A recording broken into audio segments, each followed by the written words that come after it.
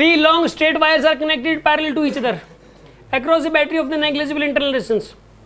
The ratio of the resistance 3:4:5. What is the ratio of the distances of the middle wire from the others if the net force experienced by it is 0? यार 3 wire हैं एक दूसरे के, यहाँ बताइए parallel है, same potential difference के cross जोड़ दिया, सेम पोटेंशियल, तो इनका रेजिस्टेंस का रेशियो 3:4:5। यार 3 वायर हैं, 3R 4R और 5, अगर रेजिस्टेंस है 3 4 और 5, ठीक है, तो करंट का रेशियो कितना हो जाएगा बताइए। ये ऐसे ऐसे क्वेश्चन हमने किए हुए हैं।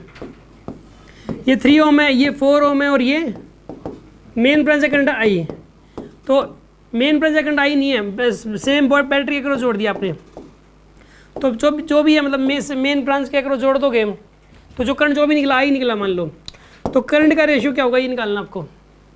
कैसे निकाले, मैंने तरीका बताया था ना, क्या तरीका बताया था, कोई बताएगा क्या तरीका बताया था? हाँ बताओ। पहले तो आर इफेक्टिव निकाल लो। आर इफेक्टिव कैसे निकालेंगे? 1/r effective is equals to 1/3 plus 1/4 plus LCM ले लो, 60 आएगा ना यहाँ पे, 20 प्लस 15 प्लस 12। तीनों में पोटेंशियल डिफरेंस सेम है, तो V/3 V/4 V/5 potential difference same है, सही बात कर रहे हो, तो V/R कर दो, V/3 बिल्कुल, इसमें से करंट कितना जाएगा V/3 और इसमें से और इसमें से करंट ये करंट जाएंगे V/5 हो जाएगा ये। इसमें इनका रेशियो कितना आएगा बताइए। यहाँ पे इसमें से करंट कितना गया, मान लो इसमें से है 1/3, इसमें से 1/4 एम्पियर और इसमें बताइए 1/5 एम्पियर करंट ये जा रहा है, ठीक है जी। अब ये कह रहा है कि what is the ratio of the distances of middle wire from the others if the net force, what is the ratio of the distances of the middle wire from the others if the net force experienced bye it is 0।